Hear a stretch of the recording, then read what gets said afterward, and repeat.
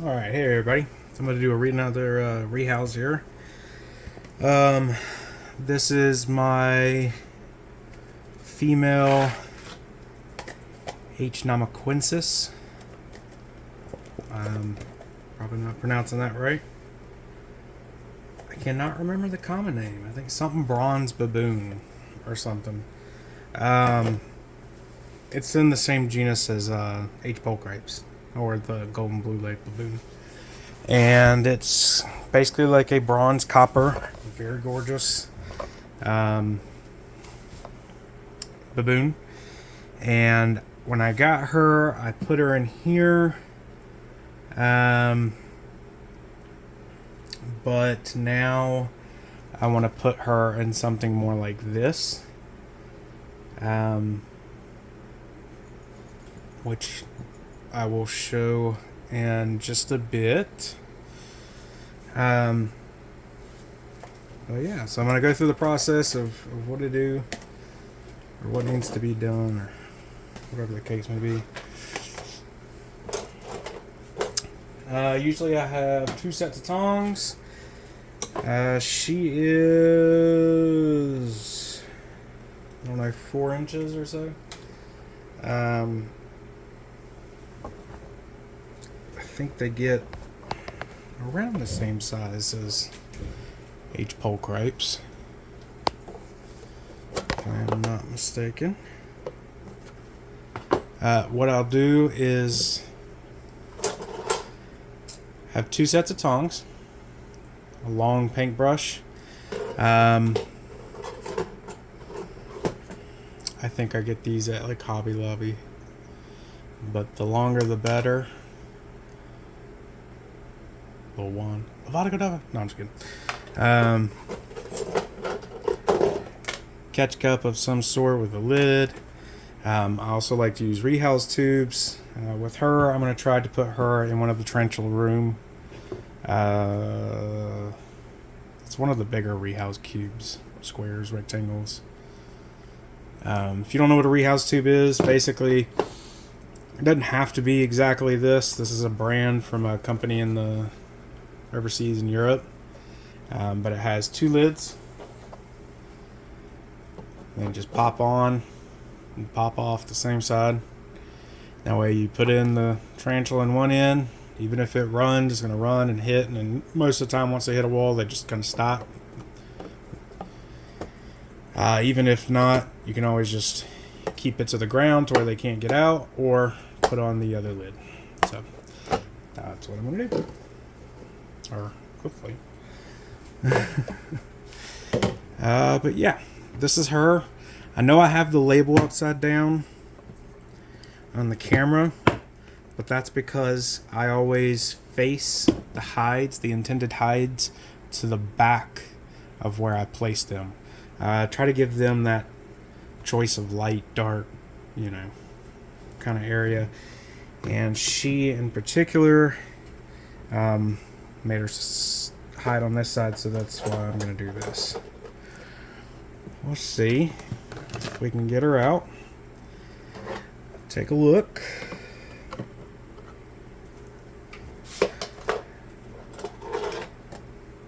So she is right here.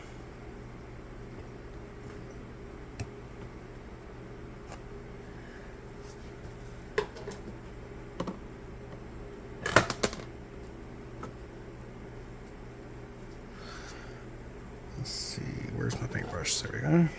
Now I see her.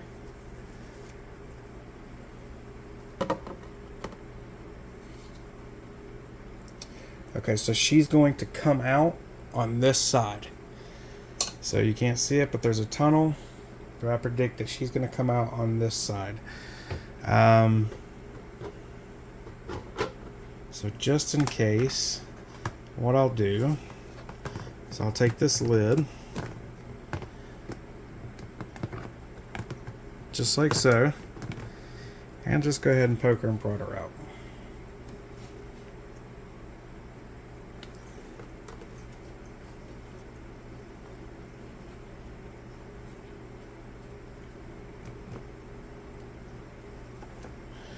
Alright, so now see here. I don't see her darting off, but just in case, didn't hurt. So now I'll get the rehouse tube. Let's see if I can turn her around and let you see her. Yep, there she is. She is climbing these little walls now. Wish I could just walk her in, but I don't doubt that's gonna happen. So I'm trying to, I don't think you can see it just because the lid's not too clear, but she's right here.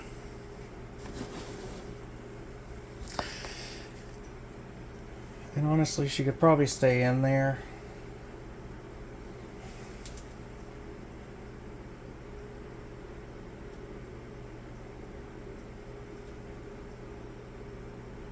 I feel like she'd have more coverage and anchor points in the other one. Maybe easier to feed her. Easier to see her too. And with her being a mature, or she's not a mature female, but a female.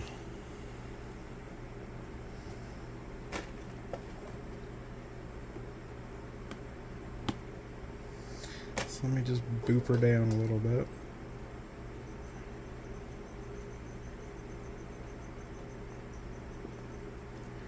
Come on.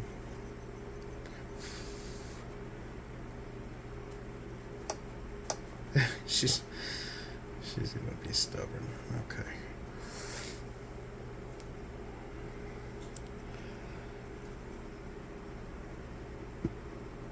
There we go. Off the lid.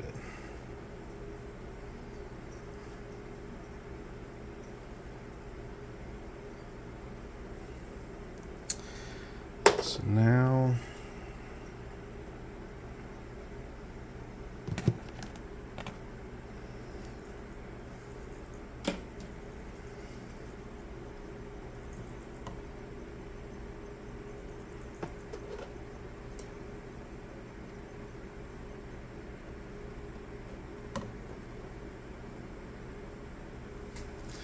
this is where I will happily stand up.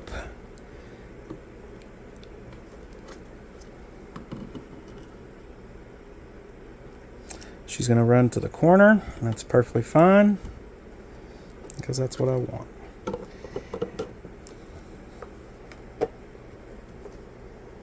And there you go. I'll let you see her real quick. Let me just get the old enclosure out of the way. Okay, so this is her. I didn't name her or anything. You can see the typical blue little toes. Let's see if I can get a good shot of her with her.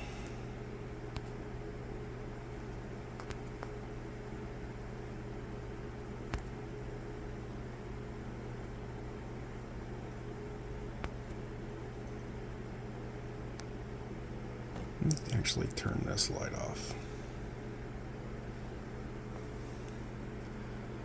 And I can put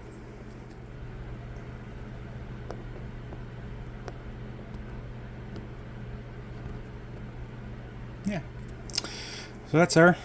Let me get a ruler. For some reason that is a little off. Okay, so she's crumped up to about a half an inch. It's about 3.5 inches. I think Harpactira, for the most part, gets around 4 to 5 inches at best. So that's her, and this is her enclosure. Let me just move my catch cup. So it is bigger. Could be argued a little bit too big, but that's okay.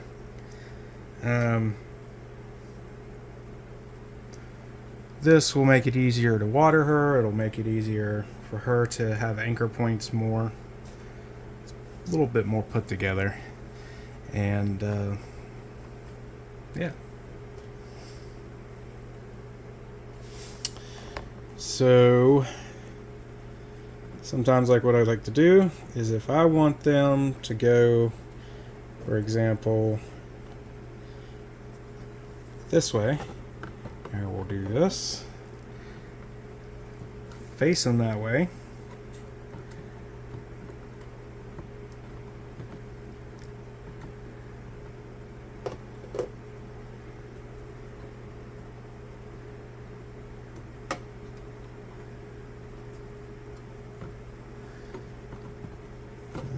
Her to be able to go, we can go right here.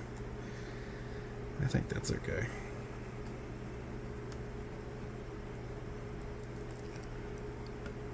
So I typically try to aim it toward like a hole or a crevice or something that they can run to and feel quickly.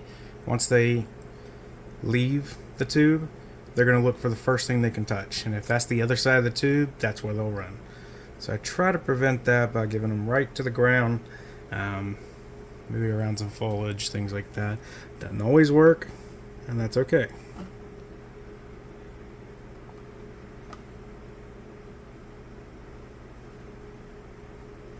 Camo, sweet girl. There you go. No. We don't have to go this way. We don't. I don't need to go that way either. We need to go up and away. Not. There you go. There you go.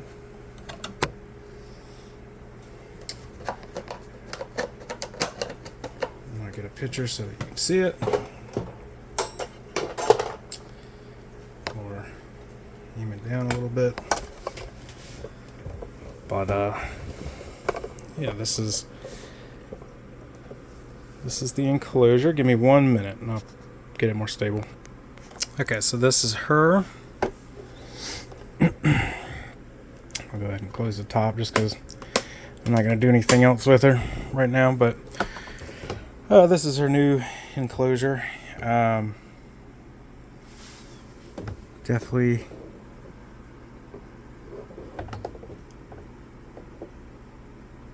interested to see how she responds to it. Most every Harpactira that I have likes to do more heavy webbing. And I don't really feel I gave her the enclosure that was conducive to that. So with this, I'm trying to see if she will do more webbing, more tunnels, more pathways, things like that. But yeah, if not, I can always try something different. But these typically work out the more anchor points you give them. Being baboons, that's one of the great things about them. But yeah, thank you so much, and have a wonderful day.